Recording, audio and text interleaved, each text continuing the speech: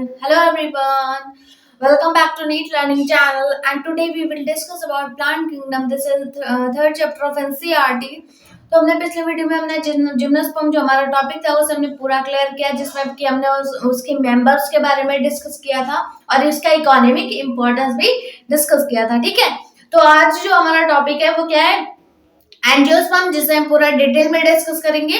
वैसे तो डिटेल हमने हमारी जो दूसरी 12th की एनसीईआरटी है उसमें हमने डिस्कस किया है। जो सेक्सुअल रिप्रोडक्शन ऑफ प्लांट है उसमें हमने क्लियर पूरा डिस्कस किया है। ठीक है, इसमें एंजियोस्पर्म में बहुत ही छोटा टॉपिक है, तो इसे हम बहुत ही जल्दी से फिनिश करेंगे। ठीक है, फिर उसके बाद हम कुछ क्वेश्चन डिस्कस करेंगे जो कि इस चैप्टर के इम्पोर्टेंट है। ठीक है, फिर देखिए तो एंजियोस्पर्म के बारे में देख लेते हैं। तो एंजियो मींस क्या होता है वेसल्स, एंड स्पर्मा मींस क्या होता है सीड। ठीक है, तो वो दो टाइप का अगर इनके वर्ड की बात करें तो एंजियो मींस क्या हो गया वेसल्स, एंड स्पर्मा मींस सीड। ठीक है, तो वेसल्स क्या की तरह के जो सीड होती हैं, वेसल्स में जो सीड ग्रो होती है तो उनको क्या बोलते हैं एंजियोस्पर्म बोलते हैं। ठीक है, क्या बोलते हैं एंजियोस्पर्म बोलते हैं। ठीक है, तो सबसे पहले फिर देखिए large group of plant occurs with wide range of habitat. ये क्या होता है सबसे अगर पूरे प्लांट किंगडम के ग्रुप की बात करें तो एंजियोस्पर्म जो होता है वो सबसे बड़ा ग्रुप है। ठीक है, ओके, पूरे प्लांट किंगडम में एंजियोस्पर्म जो होता है वो सबसे बड़ा ग्रुप है। मोस्टली प्लांट जो होते हैं वो एंजियोस्पर्मिक ही होते हैं। ठीक है, फिर देखिए अब इसमें एंजियोस्पर्म में जो होता है फीमेल एंड मेल पार्ट होते हैं। तो सबसे पहले हम फीमेल रिप्रोडक्टिव पार्ट के बारे में डिस्कस कर लेते हैं। फीमेल रिप्रोडक्टिव सिस्टम जो pistil and carpel consist of stigma, style, ovary and ovule. ठीक है, तो जो कि फीमेल पार्ट होता है उसे हम क्या बोलते हैं पिस्टिल। ठीक है, तो पिस्टिल या फिर कार्पेल भी बोलते हैं। ठीक है, तो ये जो होता है वो कितने पार्ट में डिवाइड होता है 4 पार्ट में। अगर हम उस पूरे स्ट्रक्चर की बात करें तो उसमें क्या होता है 4 नेमिंग आती है, 4 पार्ट आते हैं जिसे बोलते हैं stigma, style, ovary and ovule. ठीक है, तो सबसे पहले देखते हैं स्ट्रक्चर के बारे में। स्टिग्मा क्या होता है जहां पर पॉलिन ग्रेन्स जो होते हैं वो जर्मिनेट होता है। ठीक है, इसके जो स्टिग्मा पार्ट है वहां पर पॉलिन ग्रेन्स आ जाते हैं और वहीं पर जब तक पूरा मैच्योर नहीं हो जाते हैं पॉलिन ग्रेन्स तब तक वो वहीं पर चिपके रहते हैं। ठीक है, स्टिग्मा पर। ओके, स्टाइल की बात करें तो स्टिग्मा के जस्ट नीचे वाले पार्ट जो ट्यूब लाइक स्ट्रक्चर होता है उसे क्या बोलते हैं स्टाइल। ठीक है, इसका वर्क क्या होता है कैरी मेल गैमेट। स्टाइल के थ्रू ही जो मेल गैमेट होते हैं वो पॉलिन ट्यूब के थ्रू एग के पास तक आते हैं। ठीक है, अब हम बात करें ओवरी की, तो स्टाइल के जस्ट नीचे वाला पार्ट क्या होता है ओवरी। ठीक है, जिसके अंदर आपका ओव्यूल जो होता है वो कवर रहता है। ठीक है, ओके, ओव्यूल की बात करें जो सबसे अंदर वाला पार्ट होता है जिसमें कि ओवरी आउटर कवरिंग की तरह वर्क करती है। ठीक है, ओके, तो यह ओव्यूल जो है यहीं पे आपका एग का फॉर्मेशन होता है। ठीक है, तो ओव्यूल का वर्क क्या है एग को फॉर्म करना। ठीक है, फिर देखिए पॉइंट में female part is called as a gynoecium consist of pistil. ठीक है, तो पिस्टिल जो होता है उसमें क्या होता है मतलब पिस्टिल का पूरा पार्ट को क्या बोलते हैं गाइनोशियम भी बोलते हैं। ठीक है, ओके, अब हम मेल रिप्रोडक्टिव पार्ट के बारे में देखते हैं। तो male reproductive system is androecium consist of stamen. Androecium जो होता है वो स्टैमेन को क्रिएट करता है। ठीक है, स्टैमेन भी बनाता है। ठीक है, ओके, अब इसके जो पार्ट होते हैं मेल, अभी तक हमने फीमेल के सारे पार्ट को डिस्कस किया। ठीक है, कौन कौन सा पार्ट होता है वो हमने देखा। ठीक है, अब हम मेल पार्ट के बारे में देख लेते हैं कि कौन सा कैसा होता है। ठीक है, स्ट्रक्चर आपने देखा है कि जो स्ट्रक्चर होता है वो एज देखिए पॉलिन का स्ट्रक्चर क्या होता है, ये स्ट्रक्चर देख रहे हैं जिसमें कि इसमें भी 4 पार्ट है। कौन कौन से उसमें देख लेते हैं। तो सबसे पहला जो बर्ड लाइक स्ट्रक्चर है उसे क्या बोलते हैं एंथरलोब। ठीक है, क्या बोलते हैं एंथरलोब। ठीक है, एंथरलोब में क्या होता है पॉलन शैक प्रेजेंट होते हैं। ठीक है, क्या प्रेजेंट होते हैं पॉलन शैक प्रेजेंट होते हैं। ठीक है, तो पॉलन शैक जो होता है उसी के अंदर आपके पॉलिन ग्रेन्स जो होते हैं वो ग्रो होते हैं। ठीक है, पॉलिन ग्रेन्स जब मैच्योर हो जाते हैं ठीक है तो वो पॉलन शैक को बस्ट करके और एंथर जो लोब है उसे भी बस्ट करके रिलीज होते हैं। ठीक है, और सबसे नीचे वाला पार्ट की बात करें जो हेयर लाइक स्ट्रक्चर आप देख रहे हैं तो वो क्या है फिलामेंट है। ठीक है, क्या है फिलामेंट है। ठीक है, ओके, तो सबसे ऊपर वाला पार्ट हमने देख लिया कि वो क्या है एंथर लोब है और सबसे नीचे वाला पार्ट क्या है वो फिलामेंट है। ठीक है, तो ये भी हमने डिस्कस कर लिया। अब हम इस पूरे 4 पार्ट वाले मेच्योर एंथर के बारे में देखते हैं कि क्या होता है। तो एंथर जो होता है उसे हम जब कट करेंगे तो वही शेप्ड का दिखाई देगा, जिसे मेच्योर एंथर लिखा हुआ है जहाँ पर। तो उसमें क्या होता है, 4 पार्ट में आपके ऐसे ही पॉलन शैक प्रेजेंट होते हैं, ठीक है। तो पॉलन शैक जो होते हैं 4 पार्ट में प्रेजेंट होते हैं और इसी पॉलन शैक में पॉलन ग्रेन्स फिल होते हैं, ठीक है। फिर ये पॉलन ग्रेन्स जो होते हैं वो मेच्योर होते हैं, देन आफ्टर पॉलन सैक को बस्ट करके जो आउटर लेयर होती है उन्हें भी बस्ट करके रिलीज होते हैं, ठीक है। अब हम बात करेंगे, अभी हम पॉलन सैक के बारे में देख रहे थे, अब हम उस पॉलन ग्रेन्स के बारे में देखते हैं कि पॉलन ग्रेन्स अभी कैसा होता है, ठीक है।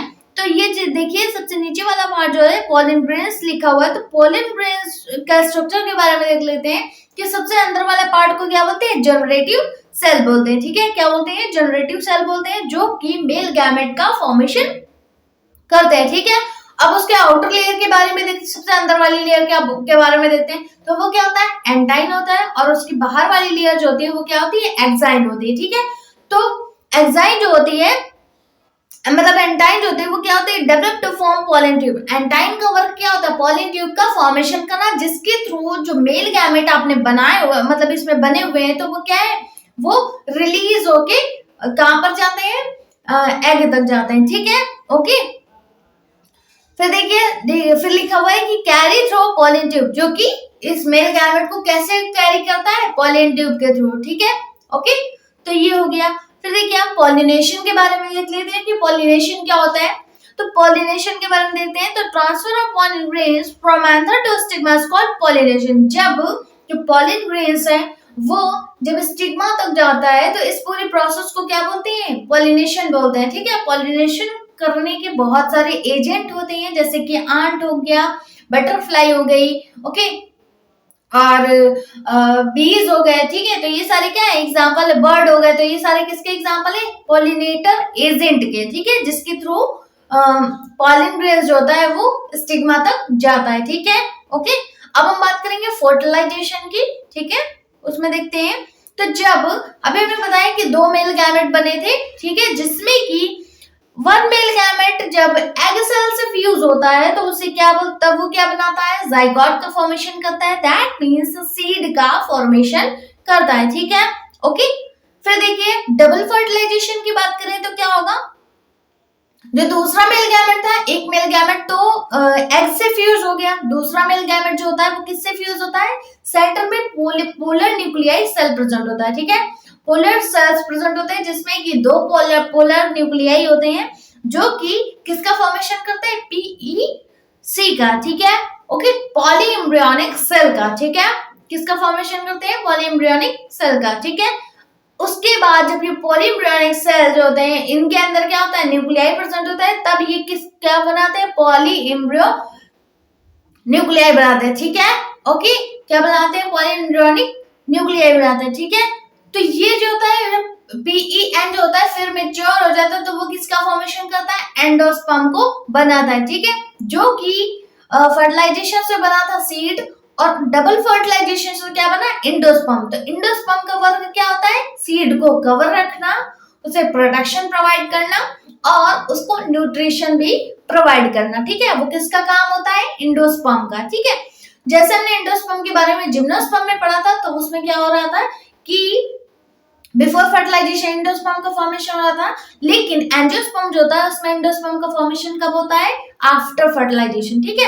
ये जो एंडोस्पर्म होता है वो कैसा होता है, ट्रिप्लॉइड होता है, जबकि जिम्नोस्पर्म का जो एंडोस्पर्म होता है वो कैसा होता है, हैप्लॉइड होता है, ठीक है। क्यों, क्योंकि वो बिफोर फर्टिलाइजेशन में बनता है, ठीक है, ओके। फिर देखिए तो ये हमारा पूरा एंजियोस्पर्म खत्म हो जाता है, ठीक है, ओके। नेक्स्ट हमारा टॉपिक क्या है, plant life cycle and alternation of generation. जो हमारा लाइफ साइकिल, जो जैसे कि अभी हमने पढ़ा कि लाइफ साइकिल मतलब काफी सारे जो पार्ट थे प्लांट किंगडम में वो सारे हमने डिस्कस किए, ठीक है।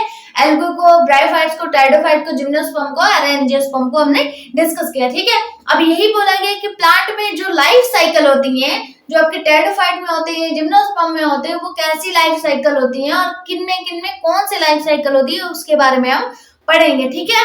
तो सबसे पहले क्या है, हैप्लॉन्टिक लाइफ साइकिल, ठीक है। हैप्लॉन्टिक लाइफ साइकिल के बारे में देख लेते हैं। Haploid spore divided mitotically and form gametophyte.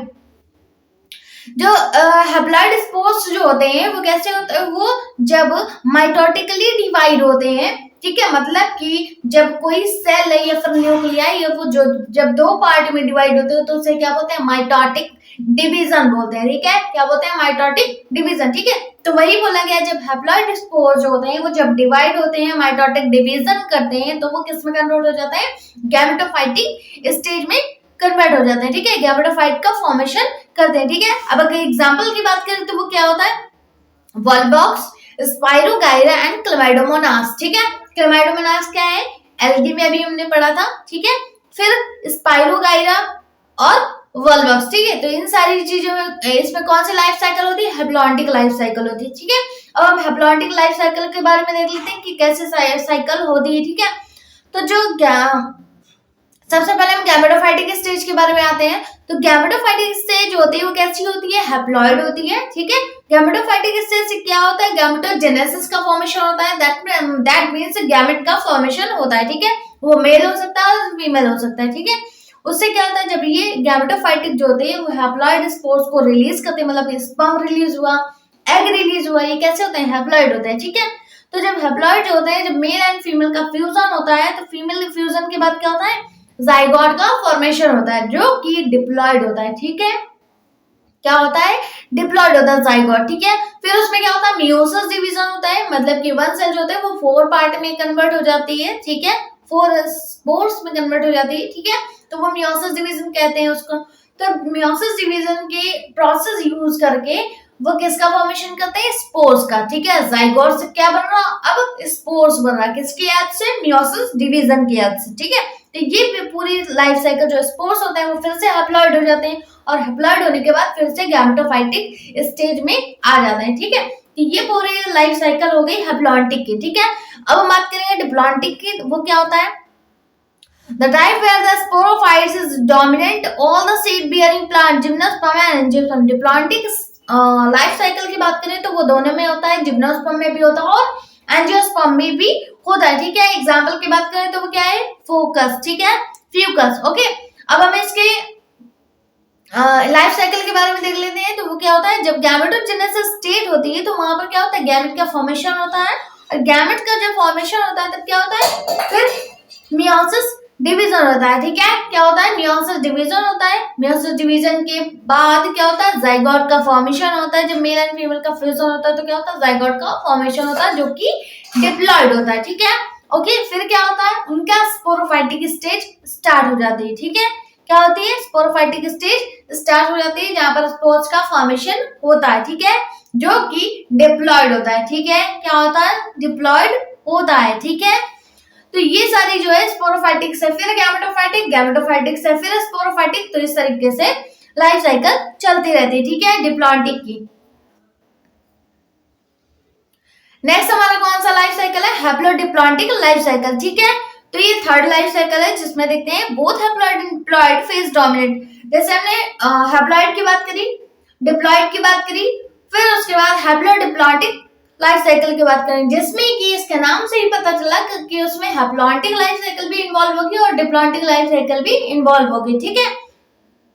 Example की बात करें तो bryophyte and pteridophyte and ectocarpus, polysiphonia and kelps, ठीक है। Kelps is a brown algae, ठीक है। तो ये सारे एल्गी में भी होता है, ब्रायोफाइट्स में भी होता है, और टेरोफाइट में भी होता है, एक्टोकार्पस में भी, और पॉलीसाइफोनिया में भी एल्गी। एल्गी मतलब एल्गी में, टेरोफाइट में, ब्रायोफाइट में, इन सभी में ये साइकिल होती, ठीक है। तो आप लोग को डिफरेंस समझ में आए, क्वेश्चन आता है इनसे इंपॉर्टेंट कि जिम्नोस्पर्म में कौन सी लाइफ साइकिल होती है, एंजियोस्पर्म में कौन सी लाइफ साइकिल होती है, या फिर एल्गी, ब्रायोफाइट, ब्रायोफाइट, टेरोफाइट में कौन सी लाइफ साइकिल होती है, तो ये आपको बताना होगा, ठीक है, इंपॉर्टेंट है, इसको अच्छे से रीड करिएगा, ठीक है। तो अब हमारा ये पूरा चैप्टर खत्म होता है, इसमें हम कुछ इंपॉर्टेंट क्वेश्चन डिस्कस कर लेते हैं, जिसमें कि सबसे फर्स्ट क्वेश्चन क्या है, artificial system of classification is given by. मैंने सबसे पहले स्टार्टिंग जब चैप्टर का स्टार्ट हुआ था, चैप्टर जो है, तो सबसे पहला क्वेश्चन आया था कि मतलब टॉपिक आया था कि आर्टिफिशियल जो क्लासिफिकेशन है वो किसने दिया था, ठीक है। तो किसने दिया था, कार्लस लिनियस ने, ठीक है, ओके। नेक्स्ट क्वेश्चन देखिए, which of the following are included under tracheophyte it means vascular plant. अगर हम बात करें कि वैस्कुलर प्लांट जो है वो मतलब वैस्कुलर टिश्यू जो है वो उसमें वो कौन से प्लांट में प्रेजेंट होता है, ठीक है। तो सबसे पहला किसमें मिला था, टेरिडोफाइट में, ठीक है। बाद में हमें जिम्नोस्पर्म और एंजियोस्पर्म में भी मिला था, ठीक है। तो आपको इसी तरीके से ऑप्शन दे देंगे कि एक ऑप्शन होगा टेरिडोफाइट, फिर जिम्नोस्पर्म, फिर एंजियोस्पर्म, ठीक है, या फिर ऑल, ठीक है। तो आपको बिना सोचे समझे मतलब ये आपको टिक करना होगा कि कौन सा मतलब किन में वैस्कुलर टिश्यू प्रेजेंट होता है, ठीक है। तो ये तीनों में ही वैस्कुलर टिश्यू प्रेजेंट होता है, ठीक है। तो देखिए next one, which of the following is not a moss, ठीक है। तो अगर हम मॉसेस की बात करें तो कौन सा है मतलब कि कौन सा नहीं है, ठीक है। मॉसेस कौन सा नहीं है, रिक्सिया, ठीक है। रिक्सिया कौन सा है, riccia is not mosses, they are liverworts, ठीक है। क्या है, लिवरवर्ट्स। एक ही दो ही हमने एग्जांपल बताए थे लिवरवर्ट्स में, कौन कौन सा, मार्केंसिया और दूसरा कौन सा था, रिक्सिया, ठीक है। तो रिक्सिया जो है वो मॉस नहीं है, ठीक है, ये लिवरवर्ट्स है। Okay, next question, protein rich algae, अगर हम एल्गी की बात करें जो कि जिसमें प्रोटीन का क्वांटिटी जो होता है वो सबसे ज्यादा होता है, तो वो कौन सी एल्गी है, स्पाइरुलिना, ठीक है, जिसे स्पेस ट्रैवलर जो होते हैं वो ले जाते हैं, ठीक है। ओके, एज अ फूड के फॉर्म में यूज करते हैं, ठीक है। नेक्स्ट क्वेश्चन क्या है, फ्यूकोसैंथिन इज प्रेजेंट। तो अभी मैंने बताया था जब हम पूरे चार्ट को डिस्कस कर रहे थे कि फ्यूकोसैंथिन जो होता है वो किस में प्रेजेंट होता है, वो ब्राउन एल्गी का एक पिगमेंट है, ठीक है, जिसके कारण उसमें ब्राउन कलर आता है, ठीक है, जिसे हम फियोफाइट भी बोलते हैं, ठीक है। नेक्स्ट क्वेश्चन आते हैं, female reproductive part of bryophytes, जो फीमेल रिप्रोडक्टिव पार्ट होता है फीमेल्स में उन्हें क्या बोलते हैं, तो क्या बोलते हैं, आर्चिगोनिया, ठीक है। ओके, नेक्स्ट क्वेश्चन आते हैं, डबल फर्टिलाइजेशन इन्वॉल्व्स। तो डबल फर्टिलाइजेशन की प्रोसेस क्या होती है, अभी हमें बताया था कि जब पहला मेल गैमेट जो होता है मतलब एग से फ्यूज होता है तो किसका फॉर्मेशन होता है, जाइगोट का। और जो दूसरा मेल गैमेट है वो किससे फ्यूज होता है, आपके पोलर न्यूक्लियाई से, तो किसका फॉर्मेशन होता है, एंडोस्पर्म का, ठीक है। तो उसे हम क्या बोलते हैं, डबल फर्टिलाइजेशन या फिर ट्रिपल फ्यूजन, ठीक है। तो वही बोला गया कि fertilisation of the egg in a central cell that means a polar nuclei and one male gamete, ठीक है। तो ये आपको कंफ्यूज करने के लिए काफी सारे स्टेटमेंट दिए होंगे जिसमें आपको चूज करना होगा कि कौन सा स्टेटमेंट डबल फर्टिलाइजेशन के लिए करेक्ट है, ठीक है। नेक्स्ट क्वेश्चन आते हैं, फ्लैजेलेटेड आइसोगैमेट्स एंड आइसोगैमेट्स आर फाउंड, जिसमें कि फ्लैजेला भी प्रेजेंट हो और उनका अगर सेक्सुअल रिप्रोडक्शन की बात करें तो उसमें क्या क्या प्रेजेंट हो, आइसोगैमेट्स भी प्रेजेंट हो और एनाइसोगैमेट भी प्रेजेंट हो, ठीक है। तो ऐसा कौन सा एल्गी है, तो क्लेमाइडोमोनास, ठीक है, जिसमें फ्लैजेला भी प्रेजेंट होता है और सेक्सुअल रिप्रोडक्शन के लिए आइसोगैमेट और एनाइसोगैमेट भी प्रेजेंट होते हैं, ठीक है।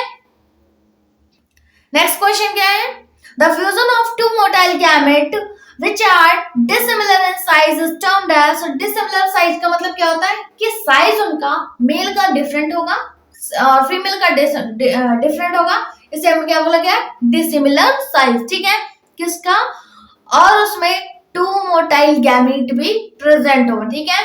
ओके, तो ऐसा एग्जांपल किसका होता है, एनाइसोगैमी का, ठीक है। ओके, किसका एग्जांपल होता है, एनाइसोगैमी, क्योंकि इसमें जो साइज होता है फीमेल का और मेल का वो डिफरेंट होता है, ठीक है। फिर देखिए नेक्स्ट क्वेश्चन आते हैं, hold fast type and front constitute the plant body in case of, सबसे पहले मैंने बताया था कि फियोफाइसी जो होता है वो 3 पार्ट में, उसके मतलब बॉडी स्ट्रक्चर की बात करें तो वो कितने पार्ट में डिवाइड होता है, 3 पार्ट में, जो कि कौन कौन सा था, hold fast, stipe and front, ठीक है। जो लीफ लाइक स्ट्रक्चर था उसे हम क्या बोल रहे थे, फ्रंट, ठीक है। ओके, तो ये सारे जो 3 पार्ट में डिवाइड है पूरा प्लांट वो किसमें होता है, फियोफाइसी में, ठीक है। तो वही आपको बताना है कि ये जो 3 पार्ट में डिवाइड है पूरा प्लांट, तो वो किसका एग्जांपल है, फियोफाइसी का, ठीक है।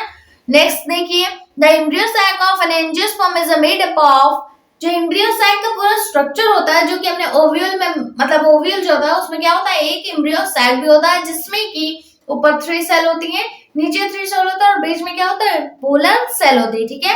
पोलर सेल में 2 न्यूक्लियाई प्रेजेंट होते हैं, कौन कौन सा, पोलर न्यूक्लियाई, ठीक है। ओके, जिन्हें हम पोलर न्यूक्लियाई भी बोलते हैं, ठीक है।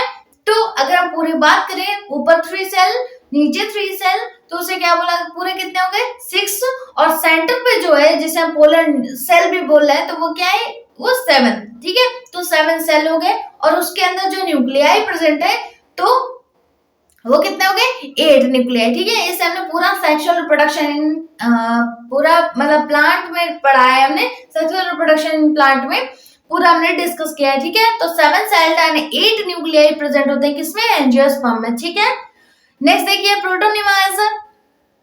प्रोटोनिमा जो होता है वो किसमें होता है, मॉसेस में। ठीक है, मैंने बताया था कि प्रोटोनिमा का जो स्ट्रक्चर होता है जिससे आपका न्यू प्लांट का प्लांट जो होता है वो ग्रो होता है, वो किसके थ्रू होता है, प्रोटोनिमा के थ्रू होता है। ठीक है, तो प्रोटोनिमा जो होता है वो haploid and it's found in a mosses. ठीक है, तो वही बोला गया है कि प्रोटोनिमा जो होता है वो हैप्लॉइड होता है और किन में प्रेजेंट होते हैं, मॉसेस में प्रेजेंट होते हैं। ठीक है, नेक्स्ट क्वेश्चन आते हैं, the giant redwood tree is a sequoia sempervirens is तो ये जो गैंट मतलब अगर सबसे ये भी इम्पोर्टेंट क्वेश्चन है कि मतलब अगर क्वेश्चन आ जाए कि जो जिम्नोस्पर्म का सबसे जो प्लांट है जिसे हम गैंट रेडवुड ट्री भी बोलते हैं, तो वो किसका है, मतलब किस पार्ट का है प्लांट, पूरे प्लांट किंगडम में, तो आप क्या बताएंगे, जिम्नोस्पर्म का है। ठीक है, ओके। तो इस तरीके से आपके पूरे एनसीईआरटी में जब आप एनसीईआरटी रीड करेंगे तो उसमें मतलब 2 पॉइंट आपको इंपॉर्टेंट मिलेंगे, जिसमें कि जिम्नोस्पर्म में पूछा गया है कि सबसे छोटा प्लांट स्मॉलेस्ट प्लांट कौन सा है या फिर सबसे लार्जेस्ट प्लांट कौन सा है।